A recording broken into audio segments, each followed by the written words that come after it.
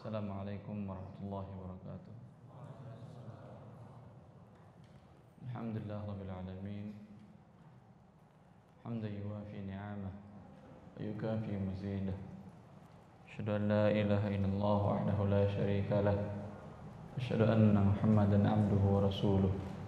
Arsalahu baina yaday sa'ati basyiran wa nadhira wa da'iyan ila Allah bi idnihi wa sirajan munira. Salawatu Rabbi wa salamu alaihi wa ala alihi wa sahbihi wa man ihtada bi hadihi wa istanna bi sunnatihi ila yaumin din wa ba'du. Ikhwani wa akhwati fillah, kajian kita sampai jam asar. Sampai asar. Jam berapa asar?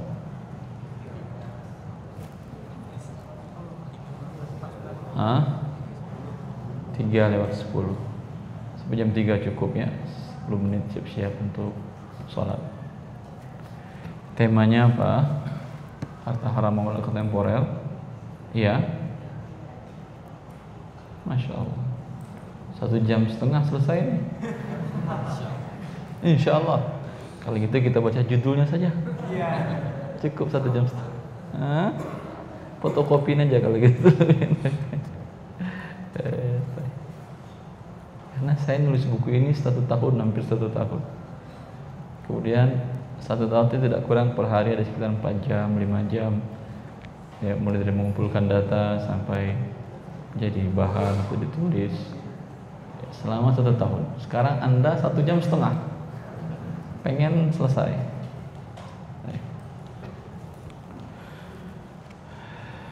Saya tidak tahu, kita mau bahas bagian tertentu atau yang mananya, atau tanya jawab saja, sehingga nanti saya katakan oh ada di halaman sekian, oh ada halaman sekian, atau gimana baiknya? Baiknya bagaimana?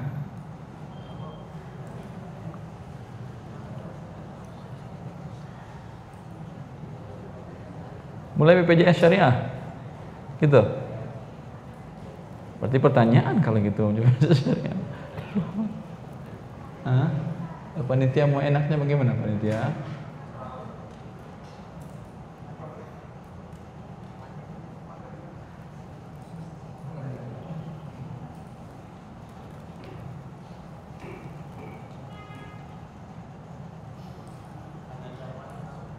Diskusi saja, tanya jawab. Iya, masalah tanya jawab atau materi. Ibu mau tahu ini terjawab ibu?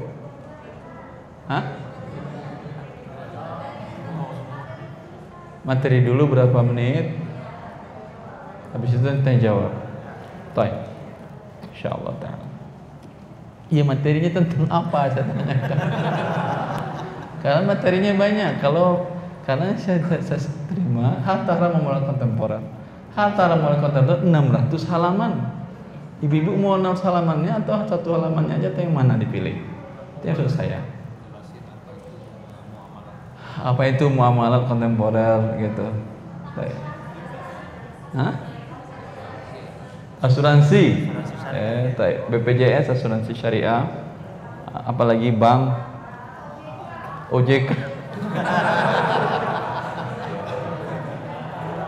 Masya Allah. Alhamdulillah. Ya, kayak Imam Abbas radhiyallahu taala mengatakan beliau mengatakan bahwasanya ilmu bila kita tuntut tidak akan pernah habisnya walaupun sudah wafat Anda. Selalu Anda belajar, jadi ada setiap hari ada kasus yang baru. Setiap hari akan muncul kasus yang baru. Saya mulai saja muqaddimah, pengantar ya, tentang buku ini dan tentang kaidah yang penting dalam muamalat. Karena kalau saya bahas tentang muamalat, Anda kan tahu, saya bahas muamalat di Radio Roja sampai 2 tahun terkadang, sampai 1,5 tahun untuk tema muamalat saja. Dengan waris mungkin sampai 2 tahun. Ya. Kalau kita mengikuti metode para ulama, tetapi seperti saya katakan tadi, yang diperintahkan oleh Allah Jalla fi'ula kepada kita, fas'alu ahla dzikri in kuntum la ta'lamun. Kata Allah, bertanyalah kepada ahli zikir apa yang Anda tidak tahu. Kalau ini gampang, bisa dalam hidup. Anda mempelajari apa saja kebutuhan Anda. Anda semuanya profesi sebagai pedagang. Ya, sebagaimana Hakim bin Hizam menanyakan kepada Rasulullah, "Ya Rasulullah, inni abi'u wa ashtari. Fama yahillu li wa ma yahrumu alayya." Wahai Rasulullah, aku menjual dan membeli. Berarti profesiku pedagang. Tolong jelaskan ya Rasulullah, apa yang halal yang aku lakukan dan apa yang haram sehingga harus aku tinggalkan. Ya, kebutuhannya dia. Kalau anda karena profesi sebagai pedagang dijawab oleh Rasulullah SAW dengan jawaban yang umum. Kata beliau, ya benahi, la tabi' ma laysa indak. Wahai anak saudaraku, jangan engkau jual sesuatu yang belum menjadi milikmu. Jangan engkau jual sesuatu yang belum menjadi milikmu. Karena Rasulullah melihat banyak kesalahan ini terjadi di kaum muslimin pada manusia pada saat itu dalam jual beli mereka. Barang di stok gudang mereka tidak ada, tapi akan jual beli sudah mereka buat. Ya, maka ini diingatkan oleh Rasulullah SAW. Yang lain yang bukan pedagang, bagi dia tidak terlalu besar makna dia mempelajari ini. Yang karyawan itu berbeda kebutuhan pertanyaannya. Paling pertanyaannya, Ustaz, saya melamar pekerjaan, kemudian dikatakan oleh pihak mereka, ada oknum mengatakan saya bisa jamin kamu mau bekerja, tapi nanti kalau sudah masuk beri saya fee. Bolehkah ini Ustaz? Kalau pedagang kan nggak ada pakai fee. Kalau karyawan ada pakai fee untuk masuk kerjanya. Ini pertanyaan pedagang, karyawan berbeda dengan pedagang. Nanti ketika dia bekerja, Ustaz, saya harusnya masuk jam 8, tapi karena macet masuk jam 9 jadinya. Halalkah gaji saya seluruhnya atau tidak? Kemudian pulangnya harusnya jam 5, karena macet lagi saya pulang jam 4 biar gak macet. Halalkah sekarang gaji saya atau tidak? Ini pertanyaannya. Ini tidak ada pada pedagang. Pedagang bebas. Ketiduran dia buka jam 1, nggak ada yang melarang dia. Tidak ada yang mengatakan Anda berdosa. Mau buru-buru dia pulang, tutup warungnya, tutup, berangkat. Bebas. Tidak terikat. Mau tutup seminggu, tutup boleh. Mau itikaf dia mau 10 hari terakhir, tutup tokonya, boleh, nggak ada masalah. Maka setiap manusia itu berbeda kebutuhannya, akan mencari harta yang halal tersebut. Yang perlu ditanyakannya, yang perlu dipelajarinya, apa yang sesuai dengan kebutuhan dia.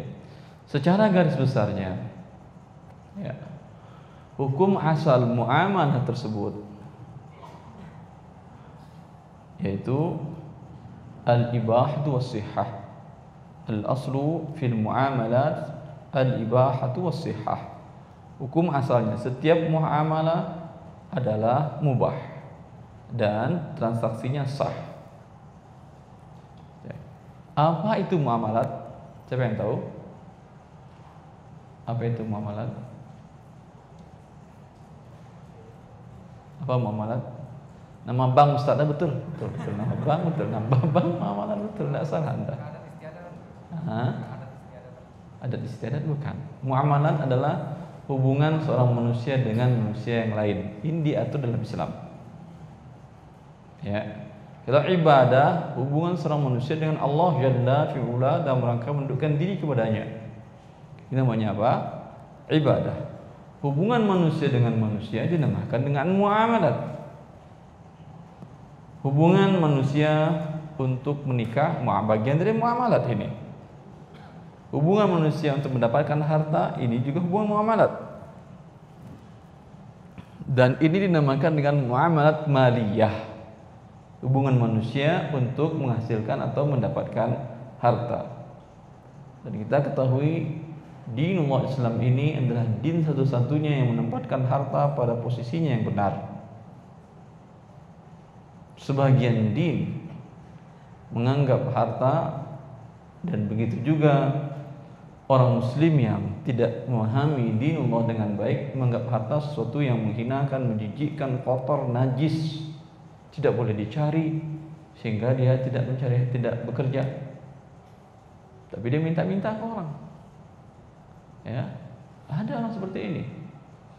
Rahbaniyuna, para pendeta, kerja mereka. Hah? Tidak. Rahbanah dalam agama mereka tidak bekerja. Ustadz bekerja mereka. Coba bilang. Mungkin ada yang tidak, ada yang kerja, ada yang tidak. Kalau saya bekerja, saya bikin buku, saya jualan buku. Kerja saya. Mengajar, kerja apa tidak?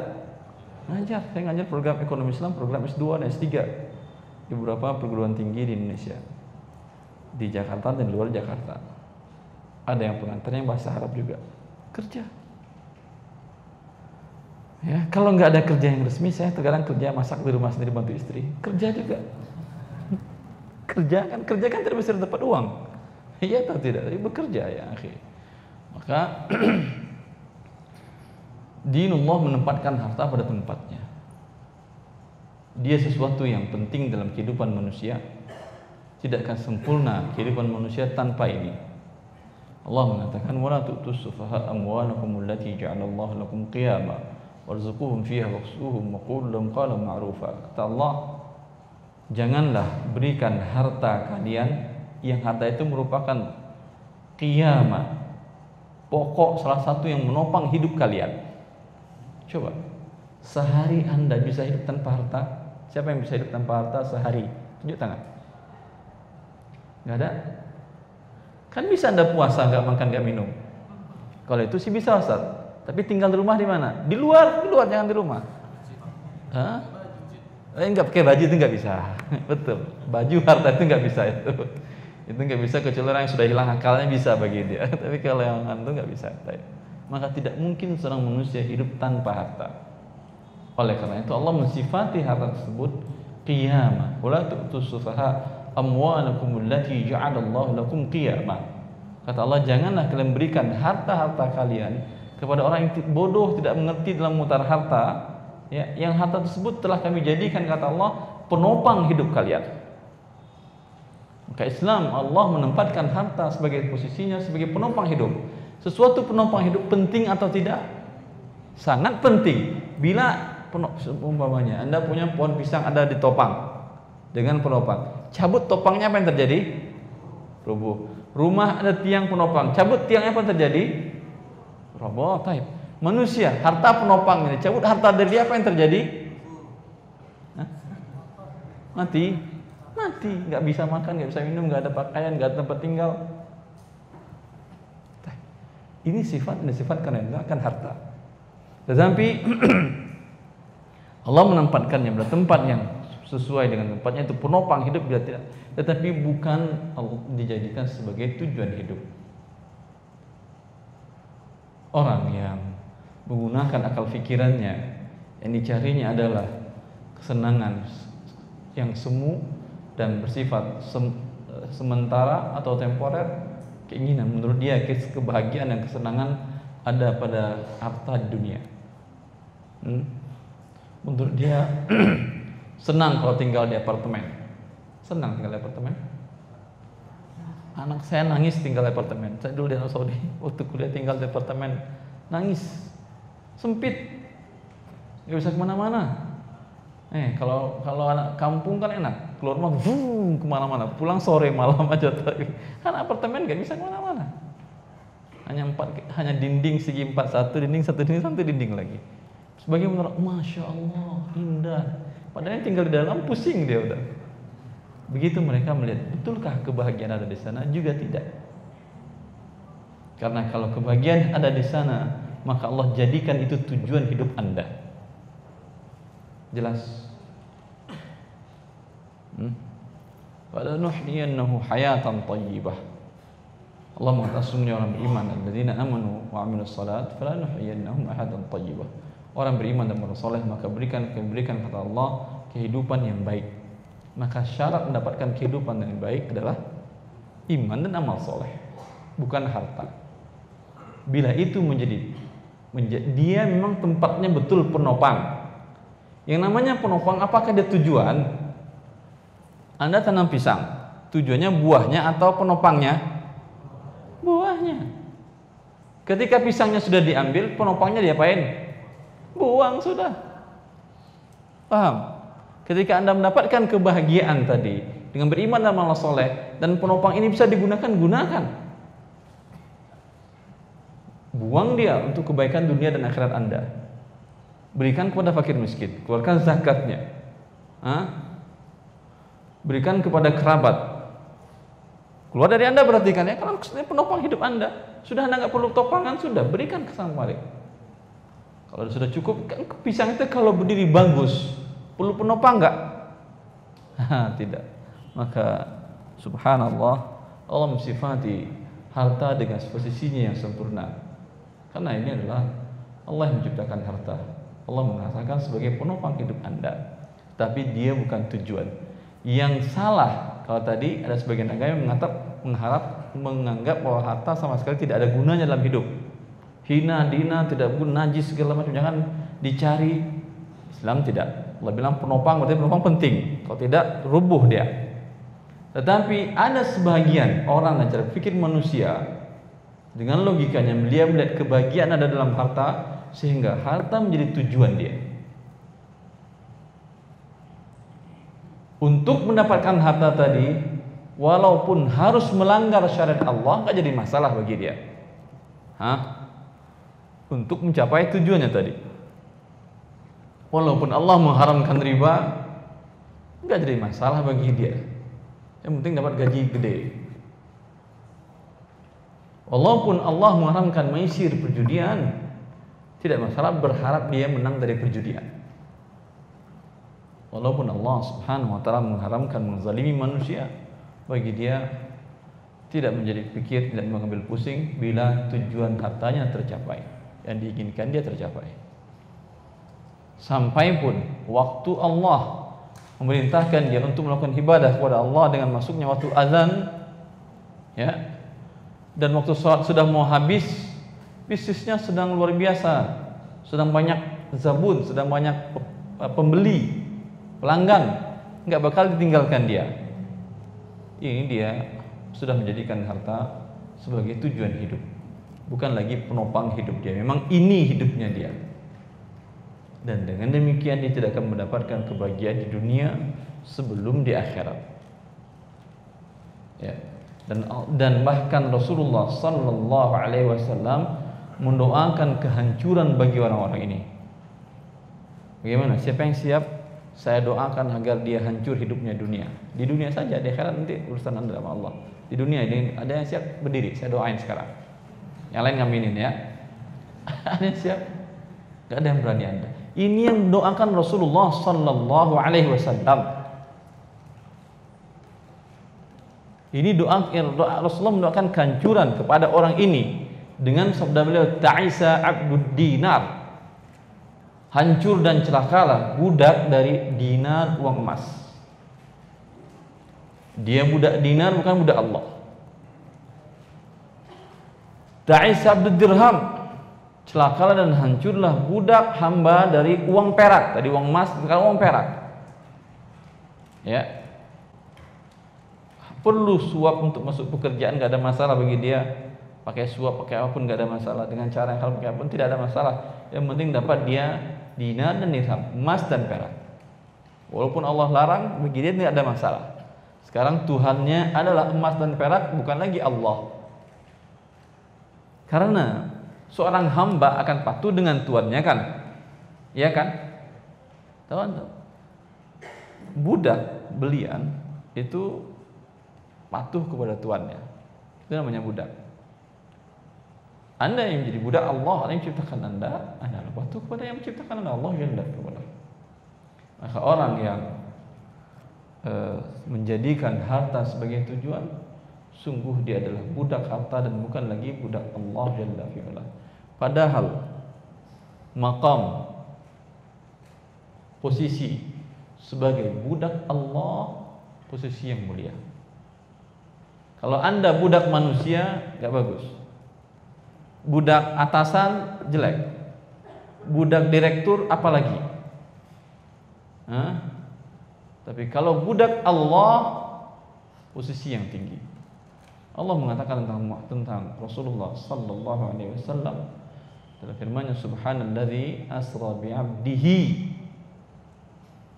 Kata Allah, segala puji bagi Allah yang telah memperjalankan Isra dan Mi'rajnya seorang hambanya. Siapa yang maksud di sini? Muhammad sallallahu alaihi wasallam. Allah menyatakan dia melakukan perjalanan Isra dan Mi'raj. Itu perjalanan biasa atau luar biasa?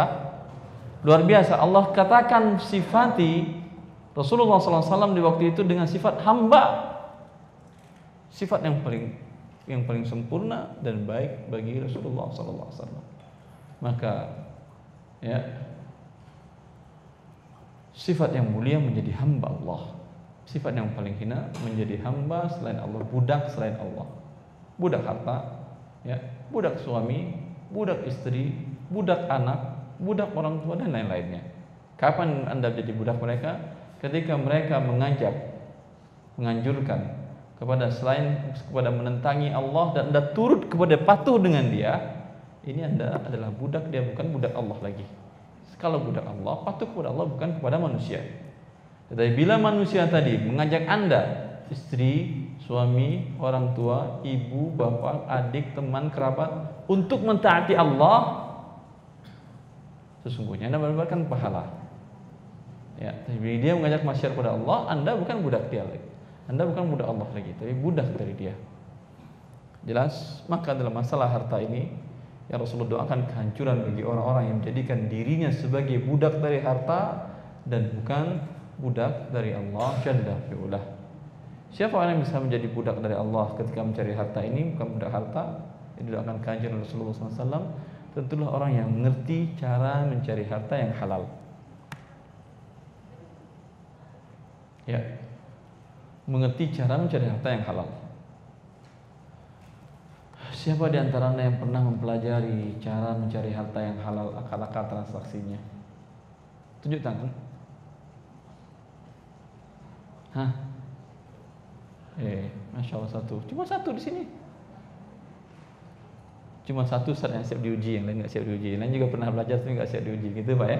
Kita uji. Ujian. Bapak bisnisnya apa? Profesinya apa? Jual beli, pedagang. Masya Allah.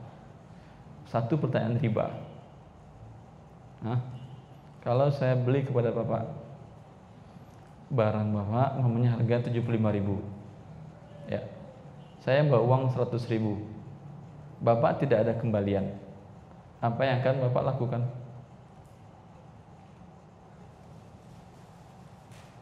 Gak jadi jual, Ustaz. Udah bagus kalau gitu, gak jadi jual. Daripada pusing jawabnya salah jawab kan ya. Ini gak jadi jualan. Berarti gak jadi profesinya, rugi kan namanya. Maka belajar syariat Allah. Maka ketika ada kasus terjadi, langsung Anda bisa mengambil sikap. Sikap pertama, lakukan sharaf. Sini uang tadi saya tukarkan ke pihak lain. Ternyata teman saya punya tukaran recehan. Alhamdulillah kalau gitu sharaf. Persyaratan sharaf agar tidak riba, tunai dan sama nominalnya bila mata uang yang sama. Tukar rupiah dengan rupiah, harus terima 100.000 juga dengan pecahan yang berbeda. Kemudian tunai, nggak boleh kemudian rupiah kasihkan ke dia 100.000, nanti siang baru diambil. Padahal akadnya pagi. Itu tidak riba nasiah. Sering terjadi seperti ini? Belum pernah terjadi seperti itu? Atau belum tahu? Dua-duanya tahu. Ala kulli hal, padahal permasalahan riba ini. Yang terkadang kita kadang mencap bang riba itu hancurkan. Anda tiap hari bikin riba. Berarti dihancurkan juga Anda sekalian. Jangan gitu ya. Perbaiki seluruhnya, maka belajar. Maka ini yang dikatakan tidak boleh. Samarqandi juga sebelum beliau Umar bin Khattab pernah mengatakan, bahkan di masa Imam Malik dikeluarkan dari pasar orang-orang yang tidak mengerti muamalat. Dites satu persatu, yang nggak lulus pulang, jangan jualan di sini. Belajar dulu, nanti kalau udah lulus tes baru duduk di sini jualan. Ya, kan begitu kan? Karena sertifikasi kan, profesi kan ada sertifikasinya kan ya.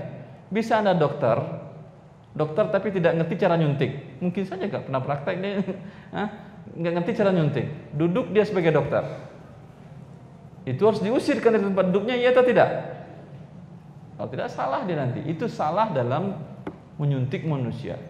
Ini salah dalam berbuat riba yang menghancurkan dunia ini. Bukan 1, 2 yang hancur dengan riba tadi. Kalau suntik, paling yang disuntik bisa suntik sehari 100, enggak kan? Paling 1 orang, 2 orang, 3 orang disuntik dia. Cuma 3 orang dah mudarat. Riba yang dilakukan dia yang menyebabkan inflasi terjadi, 200 juta orang langsung hancur karena uang yang berhilang nilainya, daya belinya turun. Ya. Jelas ini masalahnya. Ya, oleh karena itu, Abu Lays Samarqandi mengatakan di dalam kitab dinukil oleh Ibnu Syuhnah yang wafat pada tahun 973 Hijriah, beliau mengatakan, la yahillu lirrajuli yashtaghilla bil bai'i wasyira'i ma lam yahfaz kitab al-buyu'. Tidak halal bagi seorang laki-laki melakukan akad transaksi membeli dan menjual atau menjual dan membeli selagi dia belum hafal kitab jual beli, bab jual beli dan fikih. Nah, Anda sudah hafal? Terus kenapa dagang belum hafal? Enggak boleh. Ya sudah tahu-tahu aja, berarti tapi belum hafal. Enggak boleh. Ini belum bilang, bukan saya. Abu Lays Samarqandi yang wafat pada tahun 373 Hijriah. Ulama besar muhaddis, faqih di masanya. Enggak boleh antum jualan. Besok masih mau jualan? Malam ini belajar dulu. Belajar dulu kitab muamalat, besok jualan insyaallah, setelah hafal. Kalau belum hafal, belajar lagi. Anda kan bebas, pedagang kan bebas. Dia mau jual mau tidak, enggak ada masalah kan? Masih ada simpanan untuk 2 tahun ke depan, masih ada kan ya? Masya Allah. Berat ya. Malam yahfaz kitab al-buyu'. Saya ketika membacanya, apakah bisa orang Indonesia jualan keliling ini kalau kita ikuti pendapat Abu Lays ini? Dan Imam Malik itu yang diterapkan oleh pemerintah khalifah di masa dia. Imam Malik disuruh masuk pasar, disuruh menguji satu persatu para pedagang. Yang enggak lulus keluar, belajar dulu, ambil pelatihan training dengan Imam Malik. Ya nanti dah lulus baru masuk lagi ke pasar jualan. Karena ketidaktahuan dia pasti akan terjadi riba. Ini dikatakan oleh Ali bin Abi Thalib radhiyallahu ta'ala anhu, man ittajara qabla yatafaqqah faqad irtatama birriba wa qad irtatama qad irtatam. Siapa yang berniaga, berdagang sebelum memahami fikih dalam agama Allah, itu maksudnya fikih dagang, maka pasti dia akan melakukan riba, pasti akan melakukan riba, pasti akan melakukan riba karena tidak tahu. Kan tidak tahu nggak berdosa, Ustaz. Gitu kan jawabannya ya. Kalau Anda katakan seperti ini, ambil kaidahnya tidak tahu tidak berdosa, ya. Bukan berarti artinya tidak belajar. Tidak tahu kan Anda tidak belajar. Anda berdosa karena tidak tahunya tidak masalah memang. Tapi Anda tidak tahu kenapa, karena tidak belajar kan ya. Berdosa karena tidak belajar. Kemudian karena tidak belajar terjadi perbuatan riba, berdosa lagi enggak? Berdosa 2 kali. Ini dikatakan ijma' al-Qarafi tersebut. Bahwa orang yang tidak mempelajari syariat Allah dalam muamalat dan otomatis dia akan melakukan hal-hal yang dalam pandangan Allah, riba dan lain-lainnya, dosanya 2 kali dia. Dosa tidak belajar dan dosa tetap melakukan perbuatan riba. Dosa yang dimaafkan dari tidak tahu itu bila hidup dia di daerah yang tidak ada orang mengajarkan syariat Allah tentang muamalat. Di mana ini? Hutan. Sekarang ada internet di hutan apa tidak? Di internet nggak ada di hutan. Sinyalnya nggak nyampe di hutan. Belum. Walaupun dia pakai bolt itu, pakai apa, nggak nyampe juga di hutan. Nggak. Mungkin nyampe ya. Mungkin nyampe. Tinggal buka di internet, ada di sana pelajaran muamalat. Listrik nggak apa-apa. Listrik kan bisa, listrik apa namanya, biodiesel kan ada. Walhasil wajib bagi dia dimanapun dia berada, dan memungkinkan dia belajar, tidak bisa ketemu langsung dengan gurunya, belajar. Gak cukup waktunya, belajar sewaktu yang ada. Secukup Anda waktu yang ada bisa Anda pelajari. Dan sekarang gampang, Masya Allah, ada radio dakwah yang mengajarkan kepada Anda, yang menjelaskan tentang syariat Allah.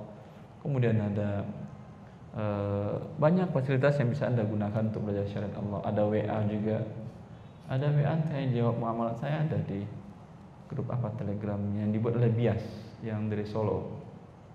Itu setiap hari di publikasi satu tanya jawab. Sekarang tentang zakat, ada yang dapat, antum dapat, bisa bagian dari belajar, ya. Yang penting pelajari syariat Allah Jalla fi'ula, sehingga tidak ada alasan Anda untuk mengatakan tidak tahu. Dan ini termasuk dalam rangka belajar sekarang ini. Silahkan Anda bertanya, dan ini bagian dari belajar. Silahkan bertanya. Baik. Assalamualaikum warahmatullahi wabarakatuh. Assalamualaikum warahmatullahi wabarakatuh. Profesi saya kontraktor, Ustaz. Masya Allah, ini pertanyaannya banyak. Iya, banyak. Kita nonton banyak. Baik. Jadi yang pertama kali mungkin permasalahan DP, Pak Ustaz, payment ya. Kadang-kadang DP ini kan kita perlukan juga untuk jaminan bahwa customer itu serius melaksanakan kontrak ini. Iya. Tapi ketika kita tidak minta DP, kadang-kadang terjadi juga dalam kontrak seperti itu, Pak Ustaz ya. Kemudian kita lakukan, yang kita khawatirkan adalah kita eksekusi, tapi si customer buat prestasi. Melakukan pembatalan terhadap kontrak itu kan berarti resiko di kita, Pak Ustaz. Yeah. Nah, kondisi seperti ini secara syariah seperti apa, Pak Ustaz, sehingga kita tidak terjebak dalam pelanggaran syariah lah katakan gitu. Baik. Sementara itu, Pak Ustaz. Allah ibarik fiik. Anda menjual atau membuat atau apa? Iya, membuat, Pak Ustaz. Membuat gedung, rumah atau toko? Tangki solar gitu, Pak Ustaz. Anda membuat tangki solar. Iya, jasa pembuatan tangki solar. Kemudian dari awal sudah ada kesepakatan dan tidak Anda minta DP. Iya. Kenapa nggak diminta DP? Secara peraturan, kita minta DP. PDP secara peraturan syariah boleh, secara peraturan legal biasanya terjadi. DP itu kalau umpamanya dia nggak jadi, hilang DP. Itu boleh, Ustaz ya? Karena saya dengar berdasarkan athar dari Umar bin Khattab radhiyallahu anhu, dan ini mazhab Hanabilah, dan ini mazhab yang terkuat, bahwa Umar diriwayatkan yang Malik dan kitab Muwatta'nya bahwasanya Umar menyuruh gubernurnya yang ada di Madinah untuk membeli rumah dari Sofwan bin Umayyah untuk dibuat sebagai penjara. Penjara zaman dahulu, penjara buat apa? Bukan buat maling, karena maling langsung dipotong tangannya. Ngapain dikasih makan si maling? Penjara buat orang yang berhutang dan menunda hutangnya, di penjara. Paham Anda? Bukan buat pembunuh, penjara bukan. Pembunuh langsung dibunuh, selesai urusannya kan. Ngapain pembunuh dikasih makan? Ini yang penjara itu adalah untuk orang yang berhutang, yang ada yang haknya kepada orang lain. Maka dia mengatakan kepada Sofyan bin Umayyah, saya beri Anda 4.000 dirham. Berapa? 4.000 dirham. Berapa rupiah itu? Banyak lah ya, 4.000 dirham banyak. Rupiah banyak. Dia 400 dinar, 4.000 dirham sama dengan 400 dinar. 400 dinar, 1 dinar 2.500.000 kali 400. Berapa berarti? 12 juta. 120 juta, 12 juta, 12 juta ya. Berapa aja lah, banyak pokoknya. Ini DP sekian, 4.000 dirham. Kalau Umar setuju dengan rumah, karena Umar belum lihat rumah ini akan jadikan penjara. Kalau Umar setuju, maka ini bagian dari pembayaran rumah, harga rumah. Bila Umar tidak setuju, uang hilang.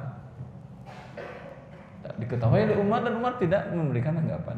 Dengan demikian, hukum jual beli, hukum daripada DP halal. Tapi kalau Anda tidak ngambil, urusan Anda. Tapi halal boleh diambil. Tidak termasuk ke kriteria koror gitu, Pak Ustaz. Kalau misalkan batal terus DP kita nggak kembali, ada termasuk koror gitu. Sebentar. Sebagian para ulama ini mazhab Syafi'iyah mengatakan bahwasanya DP tidak boleh hilang. Ya, karena menurut dia horor tadi dan tidak ada imbalan. Kata siapa tidak ada imbalan? Ya, kata siapa tidak ada imbalan? Sekarang saya ingin jual rumah dan tanah saya 1 miliar. Tadi Ustaz, saya DP 10 juta. Ya udah, DP 10 juta. Kisahnya kapan saya bayar? Insya Allah akhir bulan ini Ustaz. Berapa hari lagi ya? Berapa hari lagi? 15 hari lagi. Enggak, 15 hari lagi. Sudah DP 10 juta. Kemudian dia kan bayar 15 hari lagi melunasi. Datang si B, Ustaz, saya mau beli rumah Pak Ustaz 1,1 cash, ini uangnya half. Bisa saya jual? Paham? Lalu setelah itu udah beberapa hari, gimana Mas? Mana uang sisanya? Oh, saya nggak jadi beli Ustaz, DP saya tarik lagi. Saya dapat apa? Saya telepon lagi yang tadi yang mau beli cash 1,1. Oh maaf Pak Ustaz, saya sudah dapat rumah yang lebih bagus. Dia zolim nggak ke saya? Gara-gara dia, saya nggak bisa jual rumah. Sekarang ingin dia kembali uangnya seluruhnya. Enak banget jadi manusia. Ada imbalan nggak berarti ini? Boleh berarti? Alhamdulillah. Boleh, dan ada dalilnya dari riwayat Umar tadi. Ya, asal dari Umar. Satu lagi boleh Mas? Boleh. Betul, saya bilang udah proper banyak pertanyaannya. Ini belum seluruhnya, saya yakin masih banyak. Masalah ribanya dia ada. Atau nanti aja belakangan Mas? Tayo, silakan yang lain. Ada. Mic, sebaiknya mic yang jalan atau antum yang jalan biasanya? Biasanya yang bertanya yang jalan ke depan atau mic jalan ke belakang? Mic yang ke belakang ya, alhamdulillah. Mic bisa punya kaki. Insyaallah. Assalamualaikum warahmatullahi wabarakatuh. Assalamualaikum warahmatullahi wabarakatuh. Saya menanyakan tentang asuransi, Ustaz. Ya. Asuransi, ada asuransi syariah itu sudah ada fatwanya dari MUI ya. Ya. Kemudian dijelaskan tentang tabaruk di dalamnya. Ya. Yang saya tanyakan adalah kaitannya akad itu dengan niat. Karena seperti asuransi syariah itu kalau memang niatnya dia menukarkan uang kecil dengan uang besar, mengharapkan dengan dia sumbangan kecil mengharapkan sumbangan besar, apakah tidak berubah menjadi tabaduli, ya, menjadi jual beli, menjadi riba? Karena mengingat beberapa dalil inna amalu binniyah, kemudian Allah juga tidak melihat rupa dan rupa kalian, tapi melihat mengambil dari hati kalian. Ya.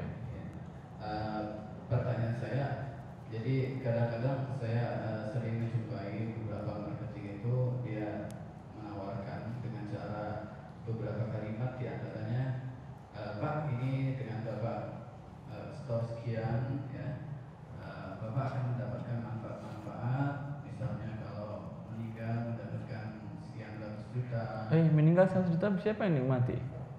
Anda udah meninggal? Orang tersebut ada warisnya. Iya, istri Anda yang dapatkan ya? Iya. Kawin lagi dia. Gak apa-apa? Ya. Ikhlas. Kemudian biaya kesehatan. Ya Anda udah mati, ikhlas nggak ikhlas, istri kita kawin lagi gitu ya. Ya. Jadi orang mengikuti asuransi syariah maupun BPJS tujuannya adalah untuk kepentingan individunya, kepentingan dirinya. Iya. Dengan store uang kecil mendapatkan uang besar. Iya. Terima kasih Ustaz. Allah barik fiik. Fatwa Dewan Syariah tentang asuransi syariah, menurut saya yang untuk pertanyaan Anda tidak ada masalah. Ketika Anda ikut, ingin bukan ikhlas menyumbang, bukan, tapi ingin suatu saat Anda dapat manfaat ketika terjadi risiko yang dipertanggungkan. Bila tidak terjadi, Anda ikhlas memberikannya sebagai sumbangan. Ini insya Allah tidak akan merubah hukum akadnya. Tapi yang permasalahan insurans syariah menurut saya sampai sekarang, bahwa kenyataan yang terjadi, fatwa dari Dewan Internasional tentang akad syariah asuransi, bahwasanya asuransi tersebut surplus kelebihan dari sisa klaim dari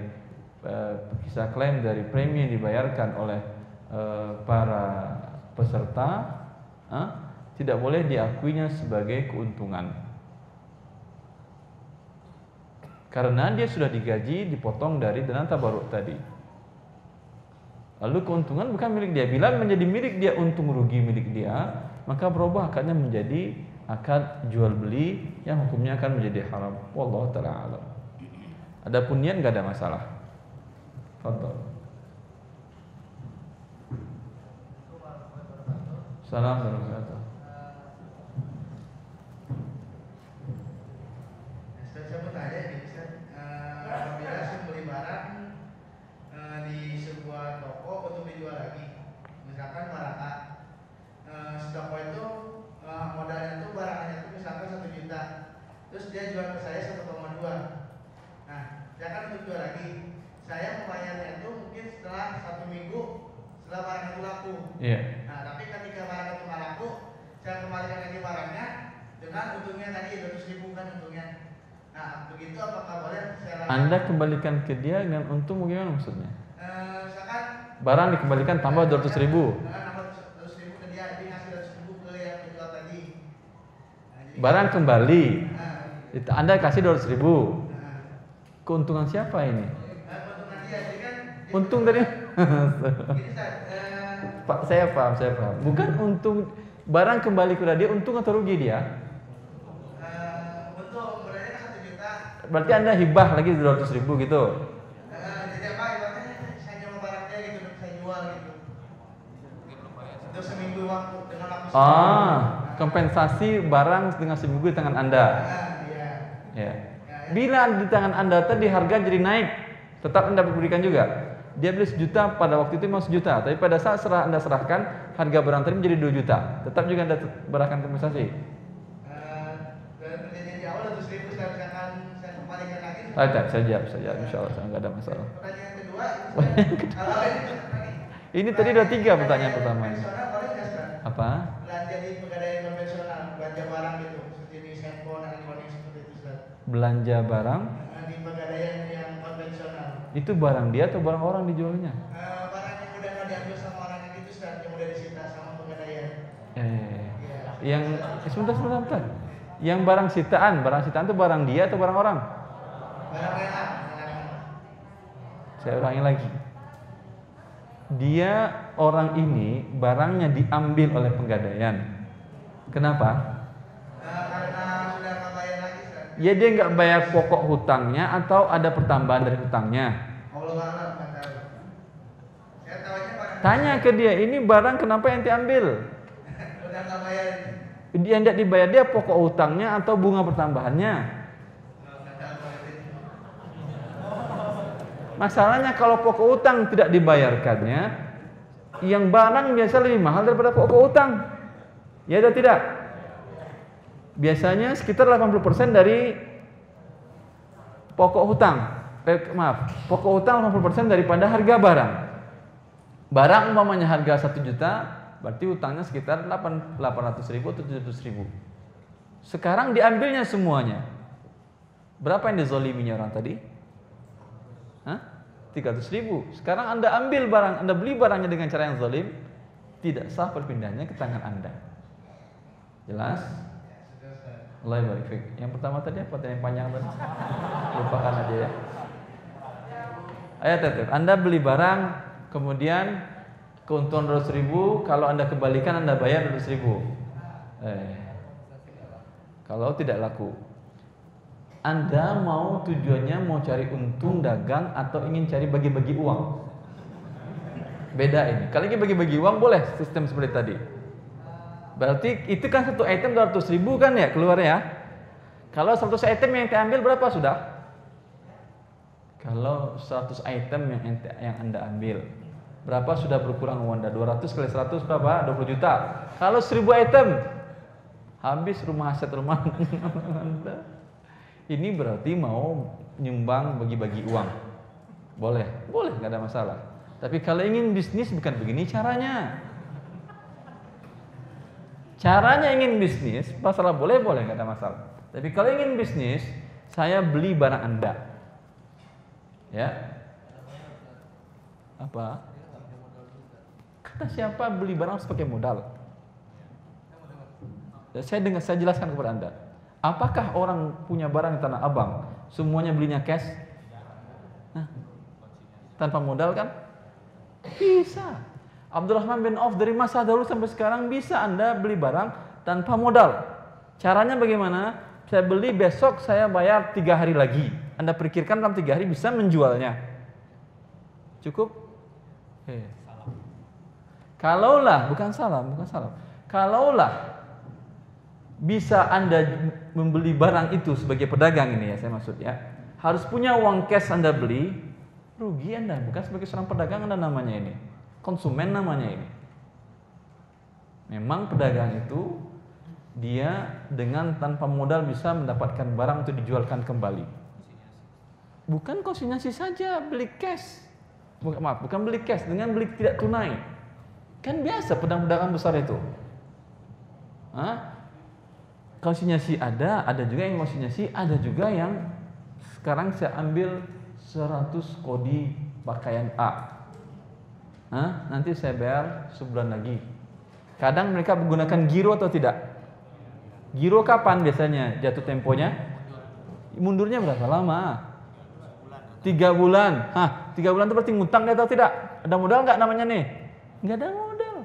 Kata siapa dagang itu mesti harus ada uang cash dahulu. Paham Anda ini? Ini sudah dilakukan oleh Abdurrahman bin Auf.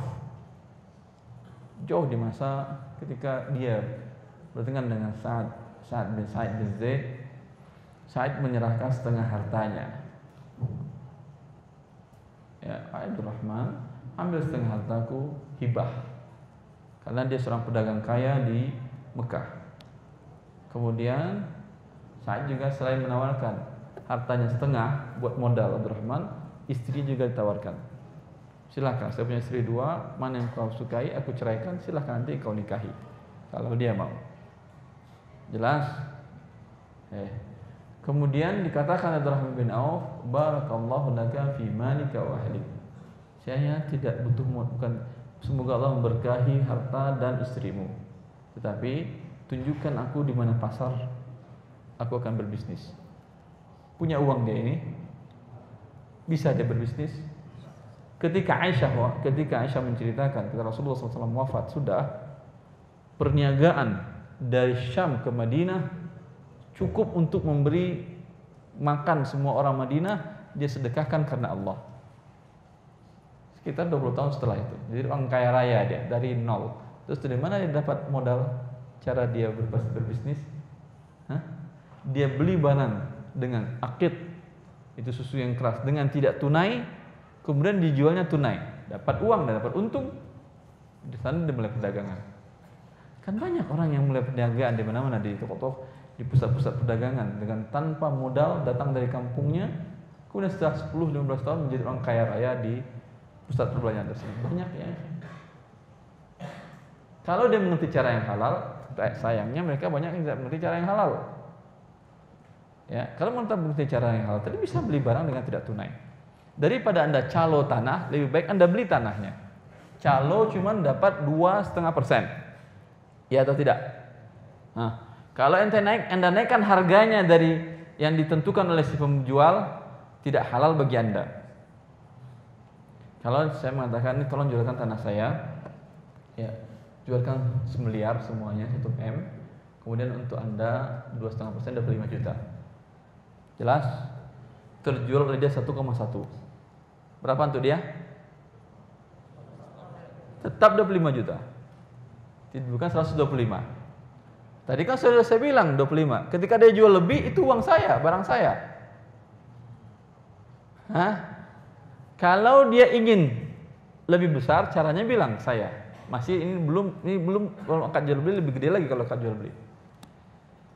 Ustaz kan berarti butuh 975 kan? Ya. Gini aja akadnya. Dari Ustaz 975 terserah saya jual berapa. Mungkin 1 M, mungkin kurang dikit, mungkin naik dikit, mungkin naik banyak. Kalau Allah yang memberikan rezeki saya. Setuju Ustaz? Setuju. Terjual oleh dia 1,1. Berapa dia dapat? Dapat 100 dia. Halal, 125, maaf, 125. Halal. Ya. Cara yang lain, Ustaz, kalau dia berani risiko lebih besar, ini risikonya kecil kan? Kalau risiko lebih besar dengan cara membeli, untung juga lebih besar. Kalau dia beli dari saya, Tadi kan saya sudah buka harga bahwa saya mau butuh 975 kan? Ya udah Ustaz, saya beli. Saya beli rumah tanah Ustaz tadi yang saya tawarkan tadi. Tapi Ustaz pengen 975 bisa turun lagi nggak Ustaz? Emang intinya mau berapa? Saya 9,5 saya kuat. Tapi saya bayar bulan depan. Pasti beri saya waktu 1 bulan penuh. DP nanti sekalian saya bayar. Pegang surat di tangan Ustaz dulu. Boleh? Boleh. Saya kosongkan, kemudian ini silahkan Anda. Kemudian ini jadi milik Anda. Pada waktu itu dia bisa menjualkan 1,2, 1,3 haknya dia. Terjual 1,2 oleh dia. Dapat berapa dia dapat? 250. Dia 250 dapat dia. Hadir 250. Tapi risikonya apa?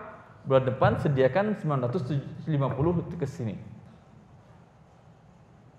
Kan kalau dia mau beli kan bisa nego lagi harga tadi kan ya? Kalau tadi kan cuma harga untuk sebagai perantara. Ada modal dia tadi? Tidak ada. Dia jualkan dulu, kan diminta waktu 1 bulan. Dalam waktu 1 bulan terjual oleh dia, tapi risikonya besar ini. Terjual oleh dia 1,1, untung 150. Daripada yang tadi cuma 125. Sama-sama tidak ada modal kan ya? Halal, jual belinya halal. Jelas tadi pertanyaannya tadi? Pertanyaan tadi sudah terjawab?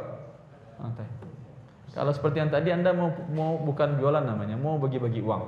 Boleh. Tapi kalau ingin jualan seperti tadi. Ya, Pak. Assalamualaikum warahmatullahi wabarakatuh. Nama saya Anas, umur saya 40 tahun.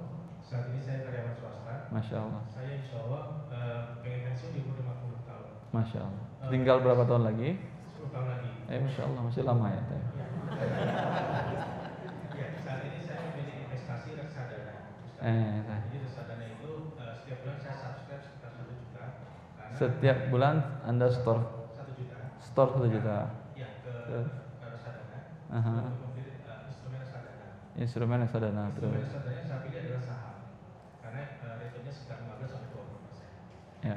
Karena kenapa saya pilih saham? Karena nanti di tahun di umur 50 tahun itu bisa memberikan keamanan dari sisi biaya itu sampai umur 70 tahun seperti itu. Mungkin aman, mungkin juga perusahaannya jatuh kan?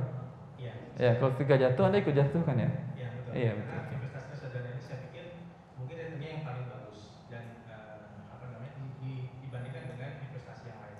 Nah, dari sisi hukum Islam seperti apa? Baik. Persyaratan membeli saham, pertama ada persyaratan saham itu sendiri, kemudian ada cara membelinya. Karena cara yang ada di pasar saham, di bursa saham tersebut banyak cara yang tidak syar'i, yang diharamkan oleh Allah. Bayar margin, di buku Al-Haram saya jelaskan. Di antaranya bayar margin, forward, ya itu cara yang diharamkan oleh Allah Subhanahu wa Ta'ala. Pertama kita lihat dulu saham perusahaan yang ingin Anda beli. Anggap Anda kata proyeksi Anda, perkiraan Anda perusahaan A di bidang telekomunikasi ini prospeknya besar karena makin modern, makin maju pasti akan terus digunakan oleh manusia. Ya, Anda beli sahamnya. Lihat dulu yang Anda inginkan ini. Pertama, dia bergerak di bidang kegiatannya yang halal atau yang haram? Halal. Kemudian persyaratan kedua, bahwa tidak ada di dalam akta pendirian dari perusahaan ini klausul yang menyatakan bahwa perusahaan dibolehkan untuk menambah dananya dengan cara pinjaman riba. Kemudian tidak boleh ada dalam perusahaan tersebut modal, ini kamu beli saham kan ya, modalnya yang didapatkan dengan pinjaman riba. Masih ada perusahaan yang begini? Kenapa tidak boleh Ustaz? Dewan Syariah bukankah mengatakan di bawah 50% hutang ribanya masih boleh Anda beli? Itu fatwa Dewan Syariah Nasional. Sehingga reksadana syariah seperti itu. Ya. Bila sebuah perusahaan itu dia bolehkan di bawah 5%, berarti ada 45% pinjaman riba. Berarti Sekarang ketika Anda beli sahamnya, Anda menjadi pemiliknya atau tidak? Pemilik dari perusahaan tadi. Berarti Anda setuju atau tidak dengan pinjaman riba? Oh, saya nggak setuju, Ustaz, saya Muslim. Kalau nggak Muslim, kenapa ente beli sahamnya? Karena menjadi milik Anda berarti. Jangankan ada pinjaman, tanpa ada pinjaman, tapi ada salah satu pasal di dalam akta pendirian perusahaan tadi bahwa dimungkinkan perusahaan suatu saat menambah modalnya dengan pinjaman ke lembaga keuangan konvensional. Bila ada ini, Anda beli saham perusahaan ini, berarti Anda setuju riba atau tidak? Haram riba, Ustaz. Iya, tapi kenapa ente beli? Ketika Anda beli berarti Anda setuju riba. Masih ada perusahaan yang aman? Wallah, cari. Kalau di sebagian negara kaum muslimin ada beberapa para tulabul ilm, para ulama-ulama muda yang membuat list perusahaan-perusahaan yang menurut dia aman secara syar'i untuk Anda beli. Di antaranya dulu ketika ada perusahaan Sabik bergerak di bidang petrokimia. Itu salah seorang profesor saya mengajar fikih, kata dia, dulu waktu karena di perusahaan lokal, perusahaan Saudi sendiri, orang berharap tidak harapan orang kepada dia nggak terlalu besar. Ya, kata Syekh itu banyak karena perusahaan Saudi banyak orang-orang yang beli, orang Saudi sendiri. Saya termasuk beli, kata dia. 20 tahun ke depan menjadi perusahaan raksasa dan TBK. Ya, menjadi perusahaan raksasa besar sekali. Karena perkembangan petrokimia kan luar biasa. Makin maju makin butuh orang akan petrokimia. Ya. Persyaratan seperti tadi. Bila tidak ada, bagaimana cara Anda untuk menginvestasikan dana untuk mengamankan masa depan Anda? Pertama, keamanan yang perlu dicari dengan ketaatan kepada Allah. Allah mengatakan, alladzina amanu wa lam yalbisu imanahum bizulmin ulaika lahumul amn wa hum muhtadun. Orang-orang yang beriman dan tidak mencampurkan keimanannya dengan kezaliman. Paham? Kezaliman yang paling besar adalah syirik. Di bawahnya dosa-dosa. Riba termasuk dosa besar. Bila Anda campurkan dengan riba, maka Anda tidak mendapatkan janji Allah setelahnya. Orang yang bersih dari kesyirikan kepada Allah dan dosa-dosa besar, ulaika lahumul amnu. Mereka lah yang Allah berikan kepada mereka rasa tentram dan aman. Wa hum muhtadun, dan mereka mendapatkan hidayah dan petunjuk dari Allah. Ketentraman dan rasa aman masa depan itu bukan hanya dari sisi materi saja. Berapa banyak orang yang banyak materinya tapi tidak aman jiwanya. Bila orang beriman dan beramal saleh kemudian tidak mencampurkan dengan kezaliman, maka Allah berikan rasa aman dalam jiwanya. Walaupun sekarang dia mau digantung, mau dibunuh orang, perusahaannya sedang digerogoti orang, uangnya dibawa lari oleh orang kepercayaan dia. Tapi ketika dia beramal dan beramal saleh, aman, tentram dan tenang. Jangankan baru uang tadi, mau di tiang gantungan pun dia masih bisa menghadapinya dengan tersenyum dan aman. Paham Anda ini? Begini cara menghadapi masa depan. Allah sifati orang beriman tersebut, la khaufun 'alaihim wa la hum yahzanun. Tidak ada rasa takut menghadapi masa depan, tidak bersedih dengan masa yang telah berlalu. Ya. Bangkrut masa berlalu, jangan terus sedih, mulai usaha yang baru. Begini mukmin hidup. Wafat istri, jangan terlalu bersedih, kawin lagi. Ketawa tuh. Disuruh kawin ketawa, bukannya semangat, masya Allah. Baik, jelasin ya, okay? Baik, Allah yang barik. Caranya yang halal banyak cara yang halal. Umpamanya Anda lihat teman, saudara, teman dekat atau siapa yang Anda kenal orangnya jujur, bisa dipercaya, dan dia sedang menggeluti sebuah usaha. Orang berusaha pasti butuh modal tambahan, walaupun udah setel sebesar apapun juga. Sampai Anda lihat perusahaan TBK itu perusahaan kecil atau multinasional terkadang masih butuh modal mereka, masih buktinya mereka jual saham atau obligasi, mereka jual, terbitkan surat-surat nambah modal. Ya, yang itu seperti saya katakan tadi, jarang terbebas dari riba. Tapi Anda tahu teman ini baik, jujur, cerita sama dia, ada pinjaman di bank, perusahaan, oh enggak ada, alhamdulillah, kata dia. Kemudian Anda lihat akta pendiriannya tidak ada klausul yang mengatakan ada tambahan memungkinkan menambahkan modal dengan riba. Anda tawarkan, boleh nggak saya ikut kerjasama? Apa maksudnya Pak? Saya nanam saham di perusahaan Anda. Oh iya kebetulan Pak, kami ada proyek sekian, kurang dana umpamanya 50 juta.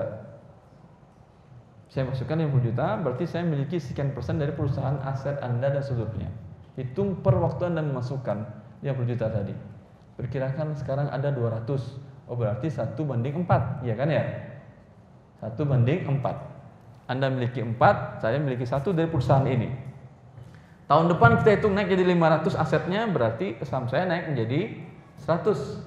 Tahun depan ternyata rugi dari 250 umpamanya menjadi berapa? 125, berarti saham saya rugi 25. Ini yang adil dan ini yang halal.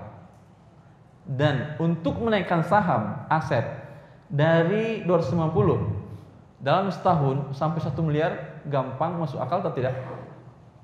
Sangat mudah sekali. Banyak para pengusaha yang real mengatakan sangat mudah Ustaz. Kalau Allah memberikan kemudahan dari modal 125 atau 250 mencapai 1 atau 2 M, sangat mungkin dalam jangka waktu 1 tahun. Sangat mungkin sekali. Lebih besar mana ini daripada di reksadana pendapatannya? Besar, betul. Risikonya juga besar. Risikonya juga besar karena Anda bergerak di bidang yang real. Tetapi seimbang dalam syariat Allah. Bila ingin untung yang besar, pasti risiko besar. Tidak mau risiko besar, kecil cuma dapat Anda. Seperti yang jual beli, antara jual beli dengan broker tadi. Yang Anda jual beli tadi risikonya besar, harus bayar 1 M setelah 1 bulan. Tapi untungnya gede, boleh berapa Anda aja jual. Kalau yang broker nggak lebih besar daripada 100, cuma dia dapat 10%, paling besar 10%. Kalau ini bisa sampai 100% pun bisa. Wabillahi taufiq. Makin banyak. Gimana caranya ini? Waktu tinggal berapa? Setengah jam tadi. Tunjuk tangan semua yang bertanya. Ibu-ibu nggak ada yang bertanya kan ya? Nggak ada, alhamdulillah. Nggak kelihatan tangannya, nggak ada apa-apa.